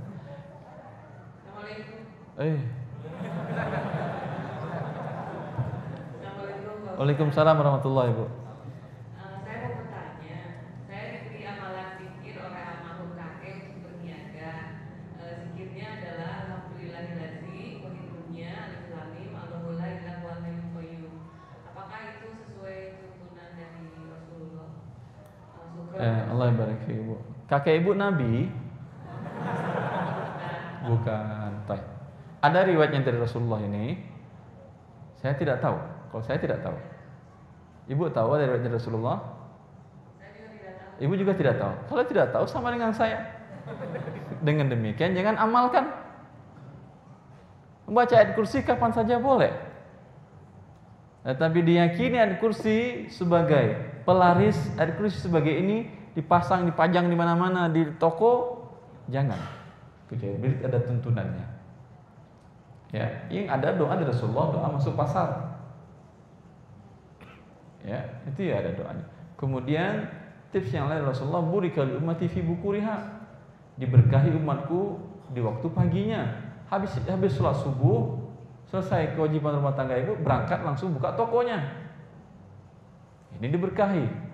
Oh, jam 9 baru datang. Buka aja, kan nggak datang orang. Rasulullah bilang diberkahi umatku di waktu pagi. Udah. Masalah nggak laku, nanti yang penting berkah dapat Anda sudah. Jelas? Jelas Ibu? Yang laki-laki tunjuk tangan semuanya, saya pegang nomor antrian. Enggak pegang, tunjuk tangannya pegang nomor antrian. Habis itu nggak ada yang bertanya lagi Bapak-bapak. Masuk itu, di dalam masuk. Saya tunjuk ya, pegang nomor antrian nomor 1, 2. Cepat masuk. Untuk nomor 3 yang di luar, nomor 3, 4, 5, 6, 7, 8, 9, 10, 11, 12, 13, 14, 15, 16, 17. Ibu, orang ada aturannya ini Ibu. Sebentar. Capek saya ngitungnya, udah capek saya. Sampai di mana tadi? 17, 18, 19, 20, 21, 22, 23, 24, 25, 26. Silakan nomor 1. Assalamualaikum warahmatullahi Assalamualaikum warahmatullahi wabarakatuh. Pertanyaan saya ini mengenai MLM, Ustaz. Ya. Jadi saya pernah terlibat dalam MLM kurang lebih setahun. MLM lebih setahun terus. Terus setelah saya membaca buku Ustaz, Ya. dan saya pelajari lebih dalam, Ya. ternyata lebih banyak mudaratnya buat saya. Artinya hukumnya haram gitu terus. Hukumnya haram. Terus. Nah, yang jadi pertanyaan buat saya juga, Ya. yang menjadi pertanyaan buat saya itu banyak saudara-saudara kita juga yang terlibat di dalam MLM. Ya. Mereka suka ikut pengajian sunnah juga, karena yang ngajak teman saya itu adalah orang yang sangat rajin ibadah juga sebenarnya, Ustaz. Ya. Tapi karena posisinya sudah tinggi, sudah mendapatkan penghasilan, berapa kali saya kasih buku Ustaz, tapi yang dia ditolak karena ada Ustaz lain yang bilang itu halal. Ya. Nah, jadi mohon arahan Ustaz ini mungkin bagaimana caranya supaya kita bisa lebih memberikan mereka. Allah barik fik. Itu aja, Ustaz. Innama alaikal balagh. Kata Allah Subhanahu wa taala, kewajiban Anda engkau hai Muhammad hanya menyampaikan. Hidayah bukan tangan Anda. Sampaikan. Dia berbuat alasan ini itu urusan dia dengan Allah. Cukup. Allah barik. Kedua. Cepat dua. Nanti berikan mic-nya kepada yang tiga lagi. Nama saya Ahmad Salam, Pak. Ya. Umur saya 19 tahun. Masya Allah. Jadi saya sekarang bekerja di salah satu perusahaan asuransi. Oke. Please. Oke, saya lanjutkan. Nah, kemudian di sini tuh kan ada salah satu nasabah yang menanyakan kalau polis asuransi syariah yang saya ambil ini itu tuh gimana sih pengaturan dananya segala macam, pengelolaan keuangannya itu kan untuk investasi tersebut. Nah, saya sebagai tugasnya sebagai agensinya, saya menjelaskan kalau perusahaan kita itu sudah ada badan pengawasan syariah di perusahaan tersebut. Ya. Terus itu pihak nasabah belum terlalu meyakinkan. Coba jelaskan lebih detail. Nah, saya sebagai seorang agensi, saya sudah jelasin kalau perusahaan saya seperti ini, tapi dia masih belum percaya dan dia juga dapat masukan dari keluarganya kalau asuransi itu begini loh Pak, sudah bagus. Boleh. Terima kasih. Allah barik. Betul kata saudara tadi, perusahaan asuransi itu tidak bagus. Tidak bagus. Udah jelas. Nomor tiga. Salam terbatas. Ingin rinciannya baca di buku saya ada. Nomor 3. Saya ingin bertanya, beberapa minggu yang lalu itu ada saudara yang meminjam uang saya dengan niat untuk membuat pagar dari tanah yang ingin dia jual. Dia menjual tanah, cuma butuh biaya untuk membuat pagar-pagarnya itu. Terus dipagari dulu sampai jual. Terus. Betul. Nah, yang pinjam itu cukup besar, sekitar 50-an lah. Nah, dia ingin memberikan kelebihan uang karena ucapan sebagai terima kasih. Apakah boleh saya menerimanya atau saya hanya menerima yang dia pinjamkan saja gitu? Ini dia bilang dari awal atau ketika dia memberikan berlebih? Sekarang belum terjual tanahnya. Iya, berarti belum terjual. Sudah ngomong dari awal akan beli berlebih. Iya kan ya? Gimana Ustaz? Kan belum terjual. Belum diserahkan uang 50-nya kepada Anda. Belum. Kemudian dia bilang akan saya beri berlebih. Dia niatnya sebagai ucapan terima kasih. Gitu. Niatnya dalam hatinya terdengar oleh mulut Anda, telinga Anda atau tidak? Di mulutnya dituliskan malah. Riba namanya ini. Riba berarti nggak boleh Ustaz. Saya menerima yang dipinjamkannya saja. Bilang ke dia tulisannya coret yang ada kata-kata kelebihan tadi. Bilang ke dia ini sudah saya coret ya. Pada waktu dia membayar 50, dia lebihkan itu urusan dia. Paham?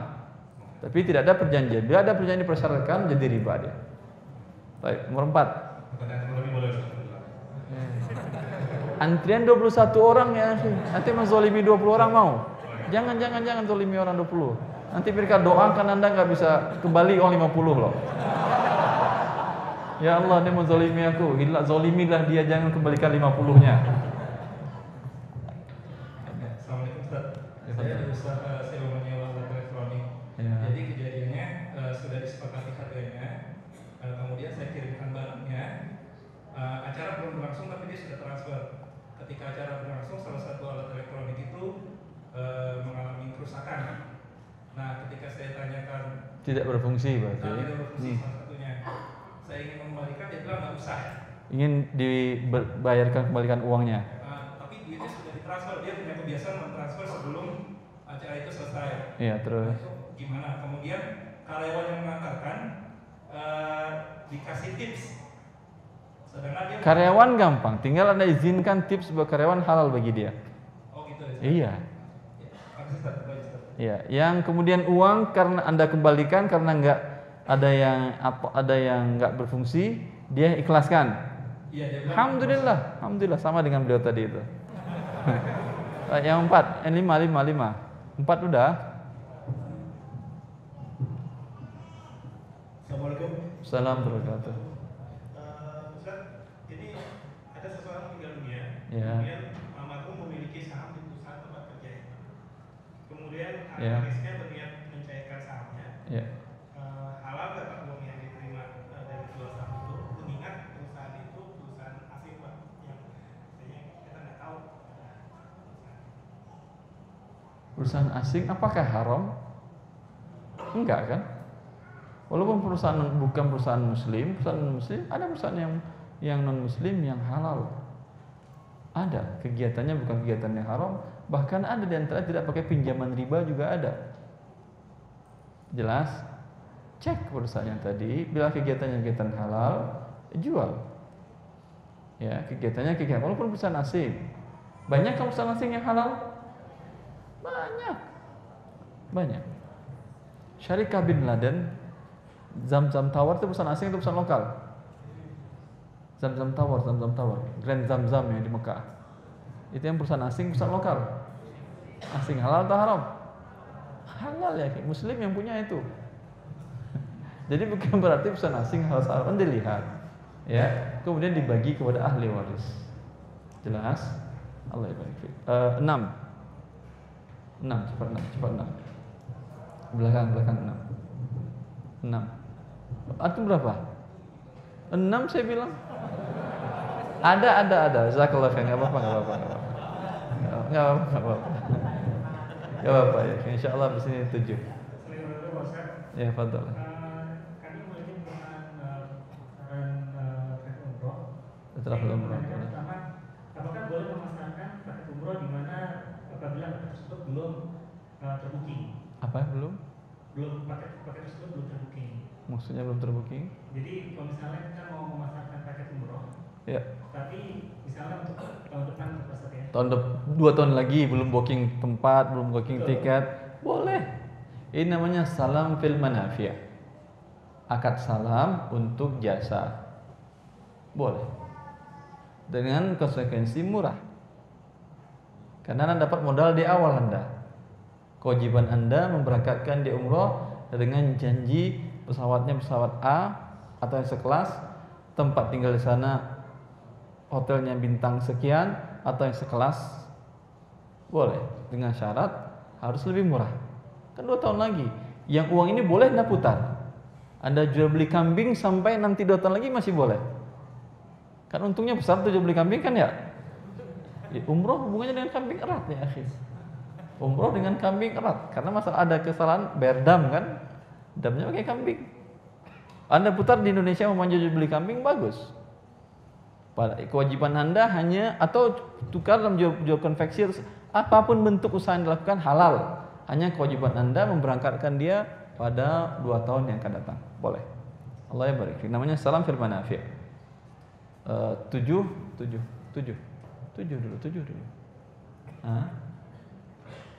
dulu. Setelah 7 nanti 8. Insyaallah. Assalamualaikum Kak. Salam. Saya pegawai swasta, tapi saya pengen punya sampingan nih. Sampingan saya nanti inginnya namanya kontrak servis. Ya. Kontrak servis itu saya bekerja di perusahaan alat kesehatan. Alat kesehatan? Iya, alat kesehatan. Jual beli alat kesehatan. Iya. Nah, sampingan saya nantinya rencana setiap rumah sakit kan punya alat kesehatan, ya. Nah, nanti alat itu misalkan saya kerjasama sama rumah sakit itu, satu alat 4 juta misalkan ya. Harganya apanya? Untuk jasa servis. Servisnya. 4 juta setahun, misalkan di sana ada 100 alat, jadi 400 juta kan ya. Iya. Nah, di situ saya bilang klausalnya dalam 1 unit 4 juta minimal kuantiti 100, jadi 400 juta itu saya cover usahakan semua dalam 1 tahun ke depan. Itu gimana? Walaupun kerugiannya 5 miliar. Terserah. Gitu. Rugi Anda kan ya? Ya makanya gitu makanya. Atau setahun itu gak ada yang rusak karena barangnya baru semua. Untung Anda kan ya? Kalau saya kalkulasi itu walaupun sampai berat pun masih ada keuntungan. Baik, Allah barik fiik. Perusahaan tempat Anda bekerja membolehkan atau tidak? Perusahaan tempat Anda bekerja kan Anda di alat kesehatan, Iya. jual beli. Iya. Perusahaan membolehkan atau tidak Anda bikin perusahaan baru? Pesaing dia ini. Pesaing dia atau tidak namanya ini? Kalau menurut Anda lebih besar dengan usaha langsung, resign dari sini. Setahu saya, setiap karyawan tidak boleh ngambil tender proyek yang berhubungan dengan perusahaan tersebut, kecuali yang tidak ada hubungannya. Jual beli Indomie Anda punya silakan. Di luar, jadi dia tidak punya set untuk. Betul dia tidak punya, tapi berhubungan dengan dia. Nanti akan ada apa namanya? Konflik interest, masya Allah. Pada pengalaman semuanya. Kalau misalkan saya resign, Ya. tetap menjalankan usaha itu untuk servis itu bagaimana? Resign dulu, baru jalankan. Tadi tanya lagi kalau udah resign. Setelah resign, Anda ingin buka usaha ini, ya ini kan unsur gharornya tinggi. Ketidakjelasan seperti saya katakan tadi, bisa tahun itu rusak semua alat kesehatan, bisa atau tidak? Gempa terjadi? Ya, atau umpamanya listriknya, kan alat kesehatan dipengaruhi aliran listrik. Biasa listriknya umpamanya meledak tinggi segala macam, qadarullah, Anda bisa rugi besar. Bisa dalam setahun tadi tidak ada satupun yang rusak. 400 juta ngipas Anda kan ya, nggak ada keluar apa-apa kan ya? Tinggi nggak gharornya ini? Tinggi. Gharor yang tinggi diharamkan, kecuali diminimalkan. Artinya ditentukan kerusakan mana yang Anda tanggung, bukan all risk. Kalau semua risiko yang Anda tanggung, tinggi gharornya dan haram. Umpamanya Anda hanya jasa servis, penggantian alat, kewajiban bagi rumah sakit. Umpamanya, itu kan bisa diminimalkan risikonya. Berarti Anda jasa saja. Ya, selama 1 tahun tidak ada minta ganti, berarti tetap bayar jasa saya dong. Paham? Sama Anda umpamanya bekerja 1 tahun diikat oleh dia untuk ini. Ya, selama 1 tahun tadi jasa Anda tidak digunakannya, dibayar dia atau tidak? Bayar. Kenapa nggak gunakan, terserah dia. Tapi Anda tetap dibayar. Paham? Kalau dengan semuanya, maka akad syianah, ini namanya akad syianah, gharornya besar. Kecuali bisa Anda minimalkan seperti tadi. Dia gharar yang kecil, risiko yang kecil dihalalkan dalam Islam. Baik, nomor di atas. Silahkan.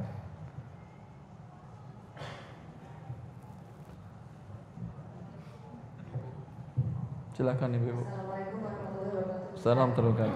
Iya. Pada kesempatan di Ustaz di Blok M kemarin, Insya Allah. saya mendengar bahwa yang bekerja di bea cukai harus resign. Bukan saya yang bilang. Oh, iya. Rasulullah yang mengatakan tidak masuk surga penarik pajak. Tanyakan ke Rasulullah. Baik. Terus? Kemudian saya berpikir kalau Pertamina gimana ya Ustaz? Pertamina bukan pajak kan ya? Bukan ya? Bukan ya. Setahu saya Pertamina bukan pajak. Hukum asal bekerja adalah halal, kecuali yang ada ketentuan nas dari Rasulullah ya bahwa itu hukumnya haram seperti menarik pajak. Itu ada ketentuan Rasulullah. La yadkhulul jannata shahibul maksin, tidak masuk surga penarik pajak. Suami ibu penarik minyak atau penarik pajak? Penarik minyak halal, alhamdulillah. Allah ya barik fi. Yang di bawah nomor 9. Nomor 8. Gantian Ibu. Bentar Ibu. Nomor 8 lagi. Silakan nomor 8. Assalamualaikum Ustaz. Assalamualaikum warahmatullahi wabarakatuh. Anak terus satu profesi dengan teman. Iya. Servis juga. Tapi Bentar, kan dia karyawan Alkes. satu profesi. Cuman Teman bisnis yang di usaha kedua dia. dengan profesi sama loh Ustaz. Dia karyawan di penjualan Alkes juga, ada di situ juga. Buka sendiri. Buka sendiri Alkes. Servis atau jual beli? Dia jual beli kan perusahaannya? Ala kuliah terus. Apa pertanyaannya Pak?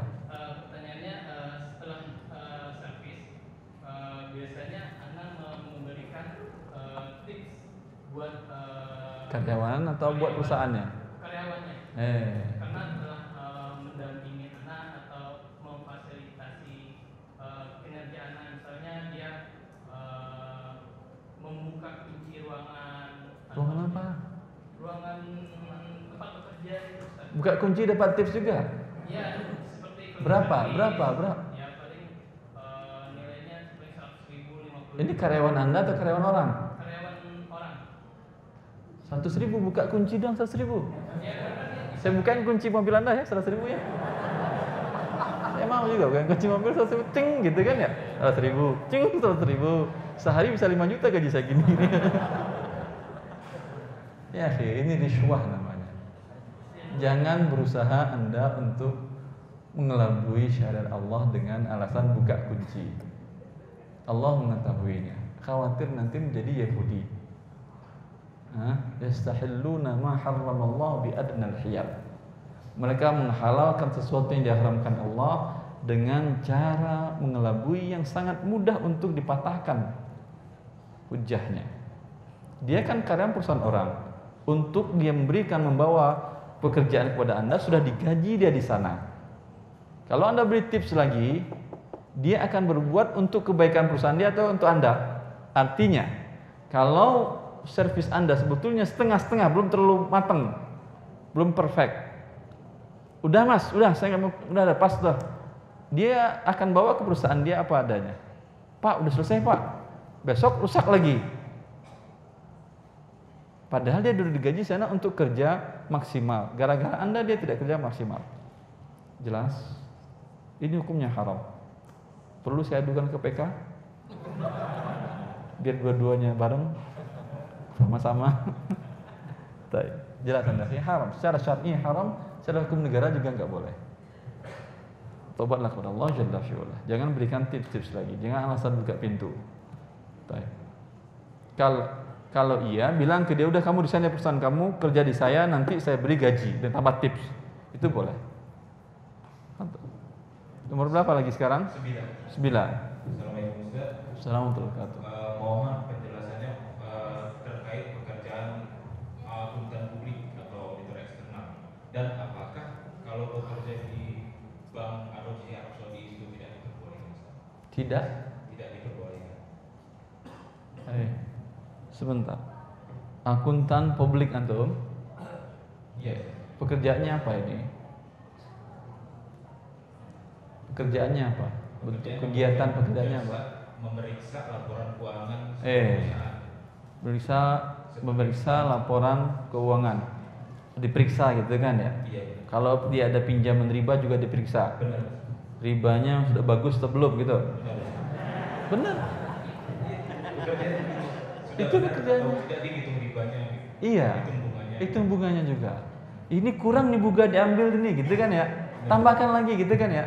Biar dosanya makin banyak gitu. Kalau itu Anda sampaikan nggak ada masalah. Ketika Anda temukan riba, Pak maaf saya akuntan publik, iya tapi saya muslim. Ini riba haram. Berani bilang begitu?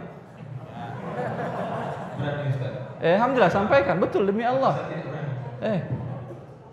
Sampaikan ini haram. Saya nggak mau urusan sama yang ini. Suruh lain akuntan yang suka dengan riba. Saya nggak mau suka riba. Yang lain saya periksa. Jelas? Allah ibarik. Kenapa nggak boleh di bank Ar-Rajihi? Bolehkah kerja di bank syariah? Bolehkah di bank Ar-Rajihi? Antum ada penawaran ke situ? Tidak Ustaz. Cuma akan mencari. Allah yasir. Boleh insyaallah taala. Saya dulu di sana sekitar 2 tahun kalau tidak salah. Yang lain? Berapa sekarang? 10 itu nomor berapa? Hah? 10 itu 10 ternyata. Silakan 10. Assalamualaikum warahmatullahi wabarakatuh. Salam warahmatullahi. Ustaz, bersama dengan Ikhwan mudharabah dalam penyewaan komputer Ustaz. Mudharabah dalam penyewaan komputer. Maksudnya apa ini? Pemilik modal karena yang menjalankan usaha tersebut. Ada teman pemilik modal. Ada jalankan usaha dalam bentuk Persewaan komputer. Penyewaan rental komputer. Ya. Kemudian untuk apa perusahaan? Ya, disewakan ke perusahaan-perusahaan gitu. Laptop atau komputer? Ah, terus. Kemudian setelah 4 bulan sudah bagi hasil gitu Ustaz. Ada hasil dibagi. Nah, ada rugi? Nggak ada rugi? 3 bulannya masih rugi, 2 bulan masih rugi, 4 bulannya sudah hasil Ustaz. Terus yang rugi tadi dibagi enggak? Enggak. Siapa yang nanggung? Pada waktu rugi kita biaya kan waktu Ustaz ya. Ya. Itu dari sisi biaya itu kita Pada bulan keempat baru untung. Iya. Terus kemudian dibagi apa? Langsung untung langsung dibagi? Pada waktu saya bagi itu Enggak, pada bulan keempat tutupi kerugian bulan 1, 2, 3 tadi. Paham? Masih ada sisa? Masih ada sisanya. Benar. Iya, betul. 3 bulan rugi, 1 bulan untung, tertutupi semua kerugian gitu. Iya. Alhamdulillah. Enggak ada masalah, alhamdulillah. Terus. Iya. Ini bahaya nih. Gede keuntungannya. Kemudian setelah pada waktu bagi hasil kami bagi pemilik modal.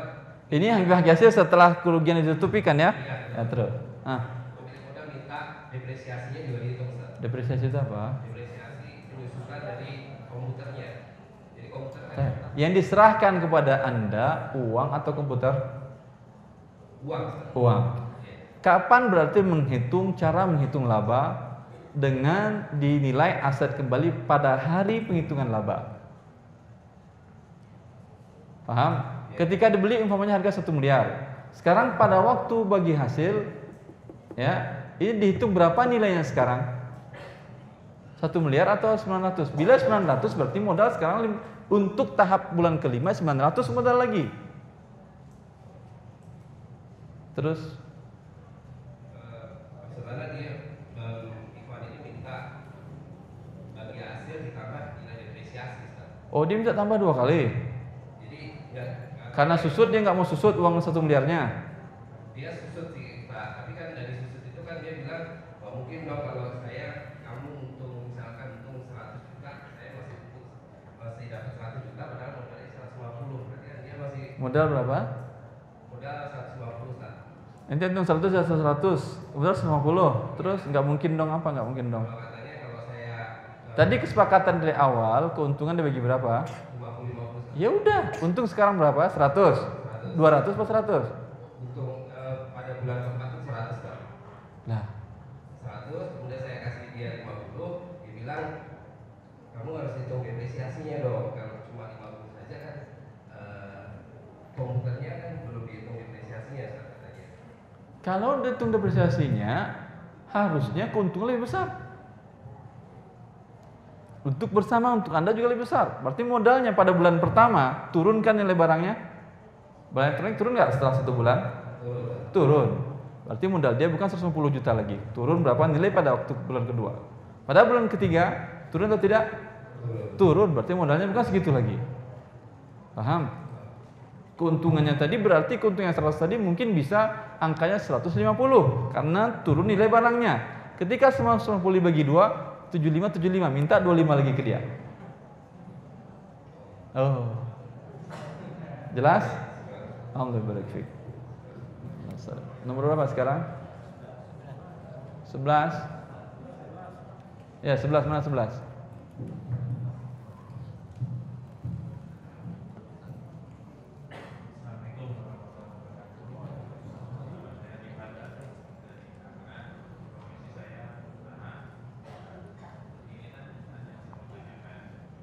Sebentar saya lagi minum. Ini Ustaz nggak dibaca Ustaz. Yang saya dengarnya masih belum cukup. Dibaca. Baik, fadhil. Saya sudah lama menjalankan perusahaan sendiri. Ya, Masya Allah. Sampai berjalan saya tidak tahu awalnya jadi apa. Sampai akhirnya usaha saya itu tercampur dengan uang riba. Maksudnya? Awalnya saya tidak pakai uang riba untuk modal. Ya. Dengan beriringnya jalan dengan ego ya, ingin membesarkan usaha itu sendiri, saya tarik uang riba. Tarik uang riba itu gimana caranya? Yang meminjam. Pinjam uang dengan pertambahan bunga. Taib. Terus? Sampai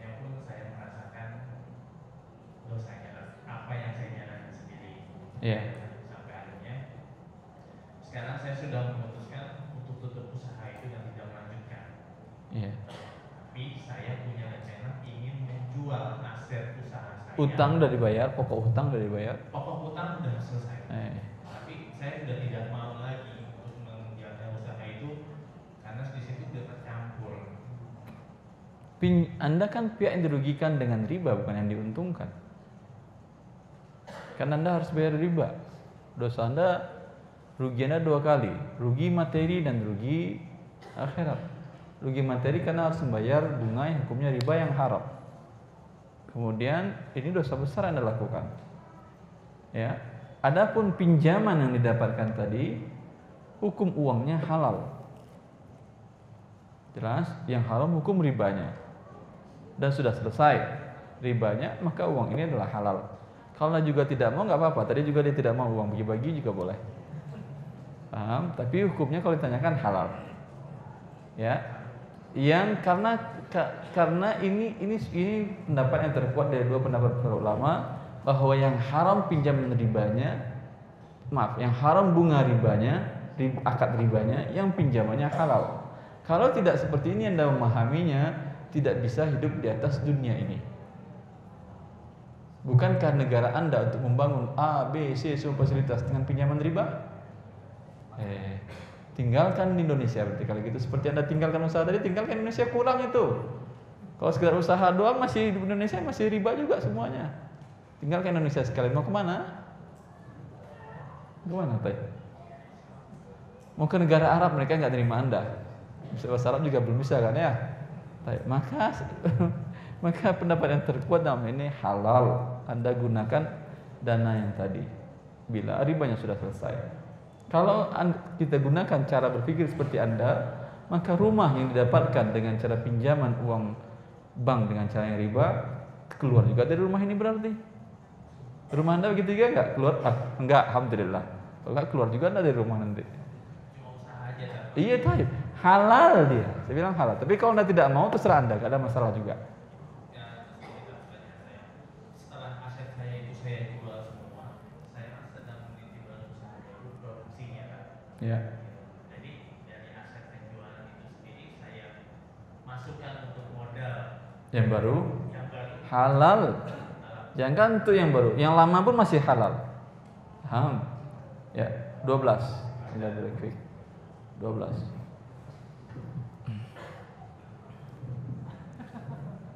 Tinggal 6 menit. Cepat 12, cepat 12. Assalamualaikum warahmatullahi wabarakatuh. Assalamualaikum Ustaz. Assalamualaikum. Anak seorang PNS di Direktorat Jenderal Pajak Ustaz. Masya Allah. Ya. Saya sudah 20 tahun di pajak ya. Sekarang saya bertugas di pengelolaan manajemen pegawai. Masya Allah. Sekarang ini pegawai pajak itu sekitar 38.000 Ustaz. Masya Allah. Dan 90% atau sekitar 35.000 adalah saudara-saudara kita Muslim. Tadi saya dengar yang nyambung pertanyaan dari ibu-ibu yang terkait tindak lanjut terkait pengumpulan pajak. Jadi sedikit cerita bahwa DJP itu mengelola 85% penerimaan yang untuk membiayai negara kita. Jadi listrik, kemudian apa yang dikonsumsi oleh rakyat ini adalah sebagian dari pajak. Kalau tadi disampaikan terkait pengumpulan pajak adalah tidak masuk surga. Bagaimana nasib kami di Direktorat Jenderal Pajak ini peserta 35.000 ini Ustaz. 38.000 tadi. 90% dari 38.000 sekitar seperti itu Ustaz. Kemudian yang kedua, kira-kira solusi seperti apa bagi negara kita karena memang pajak ini adalah berdasarkan hukum buatan manusia Ustaz. Seperti apa kira-kira Ustaz. Kemudian kalau memang pengumpul pajak itu adalah tidak masuk surga, kemudian apakah pajak itu haram Ustaz? Kalau pajak itu haram, kira-kira sumber pendanaan negara kita yang 85% itu kira-kira diganti apa untuk membiayai negara kita? Allah ibarat. Saya waktu di salah satu kota di Jawa Barat sekitar tahun berapa? Ada rekamannya di internet ada tentang diskusi dan ceramah saya kepada sekitar 30 lebih dari kepala pajak Pratama Jabodetabek. Yang baru ketika saya sampaikan di awal la yadkhulul jannata as-sayyibu maqsin, diriwayatkan dari Nafi bin Al-Harits. Diriwayatkan Abu Daud dan sanadnya disahihkan oleh Syalbani bahwasanya Rasulullah mengatakan tidak masuk surga para penarik pajak. Kemudian dalam hadis riwayat Muslim tentang seorang wanita yang berzina kemudian dia bertobat, kata Rasulullah SAW, sungguh dia bertobat. Kalau bertobat seperti dia, para penarik pajak dimaafkan oleh Allah. Berarti disamakan dosa penarik pajak dengan seorang wanita berzina. Iya atau tidak? Maka dalam Islam hukumnya jelas. Kalau ditanyakan bagaimana nasib sekian juta, nasib Anda di tangan Allah, bukan tangan saya. Tentu akan ditanyakan juga bagaimana nasib yang bekerja di bank riba. Jumlah mereka mungkin tadi 35, dia mungkin 36. Bagaimana nasib mereka? Nasib Anda di tangan Allah, bukan tangan saya. Kewajiban saya hanya menyampaikan. Ya, sebagaimana Allah memberikan rezeki yang halal dan banyak kepada yang mencari dan yang mengerti yang halal dan yang haram, Anda juga dapat kesempatan itu untuk mendapatkan itu. Kemudian pertanyaannya, dari mana kemudian negara mendapatkan bisa untuk membangun negaranya bila tidak ada ini, sedangkan ini 70% lebih 80% tadi dari yang tidak halal ini. Kita lihat negara yang tidak pakai seperti ini di masa Rasulullah SAW. Di masa Khulafaur Rasyidin nggak pakai ini. Dan contoh sekarang, salah satu negara di Timur Tengah, Saudi Arabia tidak ada pajak, tidak ada bea cukai, sehingga mereka warganya sangat menikmati barang-barang branded dari dunia manapun juga. Sampai mobil Anda Innova itu, kalau pengen beli yang murah jangan di sini, di sana. Sampai sarung buatan Surabaya, buatan Indonesia, Solo dan segala macam, kalau ingin beli yang murah jangan di sini, beli di sana. Karena mereka tidak ada pajak. Jelas? Sampai buah-buahan pisang segala macam pun buatan Filipina, dari yang Filipina di Indonesia kan harganya setahu Anda harganya kan di sana itu murah. Kenapa tidak ada pajak? Bagaimana mereka membangun negaranya? Jawabannya paling dari Anda, oh Ustaz, mereka minyaknya banyak. Gitu kan ya. Di sana mereka, saya pernah ada beberapa tahun di sana, 11 tahun lebih sampai S2 S3, semua fasilitas negara gratis. Sekolah dari SD sampai S3 gratis. Yang untuk mahasiswa S1, berapapun jumlahnya, setiap kepala dapat uang saku sebanyak 800 real. Mau asing mau asli dapat. Rumah sakit gratis, berapapun biaya perobatannya. Apalagi? Cukup bisa hidup sudah dengan rumah sakit. Tol, Masya Allah, tol dari kota Riyadh sampai kota Mekah, saya bawa mobil sendiri, ya 970 kilo lebih. Lampu merah cuma ada di akhir kota Riyadh, kemudian di kota Mekah, gratis. Apa lagi? Masya Allah. Lalu kan Anda menanyakan, oh mereka minyaknya banyak, sumber daya alamnya Ustaz, minyak. Salah Anda kalau begitu. Mereka minyaknya di bawah doang. Anda di bawah ada minyak atau tidak? Ada? Ada. Di atas di pohon-pohon ada minyak? Kelapa sawit, mereka punya atau tidak? Tidak. Di muka orang Indonesia juga berminyak. Kurang apa kaya negara Anda ini? Jelas? Allah musta'an. Solusinya banyak. Sumber daya alam yang begitu besar, ya. Kemudian bila solusi yang lain yang diinginkan juga banyak solusi yang lainnya. Sumber daya alam tadi saya katakan besar sekali, tapi cara pengelolaannya yang perlu dipertimbangkan kembali. Lalu permasalahannya, Ustaz, kita yang wajib pajak, yang dikenakan wajib pajak ini berarti boleh lari dari pajak karena hukumnya haram. Boleh kalau Anda tidak masuk penjara. Anda kan akan dipenjarakan oleh mereka. Lihat, nggak mau Anda bayar uang palak, di penjara. Kalau masih preman masih gampang kan, nggak mau dia paling cemberut doang, ya, cemberut doang. Kalau negara nggak bisa cemberut Anda, masuk penjara. Baik. Bolehkah Anda bekerja di pajak? Boleh. Dinamakan dengan kalaf di masa Syekhul Islam Taimiyah dengan satu syarat. yaitu syaratnya Anda bekerja bermanfaat untuk orang yang dizolimi. Siapa yang dizolimi dalam hal ini? Rakyat. Maka bila Anda memberikan laporan pajak, bila orang bayar pajak, Pak saya nggak punya uang segini-gini aja, ya udah saya terima, bebas. Bisa diputihkan. Itu Anda berpahala Anda.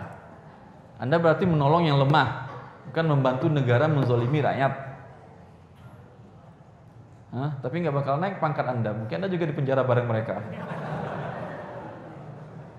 Tapi kalau Anda seorang yang jujur, ada salah seorang dokter, beliau saya sebutkan namanya, pasti Anda tahu. Dan dia sudah, Masya Allah, sering dengar kajian saya. Dan dia mengundang saya di salah satu kota di Jawa Barat tersebut untuk menyampaikan ceramah tentang pajak dengan para kepala pajak pertama se-Jabodetabek. Ustaz, saya udah pensiun, tapi masih diminta oleh Kementerian Keuangan untuk menjadi pengawas pajak. Karena dia dikenal bersih selama dia memegang jabatan kantor kepala bea cukai di beberapa kota termasuk di Jakarta. Bolehkah saya menolak? Kalau Anda tidak wajib bagi Anda bekerja di pajak. Lah, tadi katanya nggak masuk surga Ustaz. Masuk surga itu kata Rasulullah. Memang ente nggak masuk surga, tapi ente wajib di pajak. Kalau Rasulullah tidak. Tapi bila tujuannya membantu yang zalim, kenapa? Bila orang bersih di pajak, yang tidak bisa disuap, yang tidak bisa seperti beberapa orang oknum yang keluar masuk penjara dengan pajak yang digelapkan dia. Masalahnya negara, bila uang yang ditargetkan oleh negara tidak tercapai, tahun depan apa yang dilakukan negara? Pajak dinaikin atau tidak? Bertambah kezaliman atau tidak? Lihat. Tapi bila ada orang-orang yang baik tadi, yang jujur, sehingga pendapatan negara penuh, negara perlu lagi naikkan atau tidak tahun depan? Tidak, makan berkurang kezaliman. Paham? Pada saat itu boleh Anda bekerja di pajak karena tujuan Anda menyelamatkan, membantu rakyat yang terzolimi. Tapi kalau tujuan Anda adalah kenaikan pangkat, segala macam dengan banyaknya pajak yang diambil, maka tujuan Anda adalah membantu orang yang zalim. Dan sanksinya seperti yang dikatakan Rasulullah. Saya kira cukup waktunya. Gara-gara pajak lihat 5 menit. Subhanakallah wa bihamdika asyhadu an la ilaha illa anta. Assalamualaikum warahmatullahi wabarakatuh.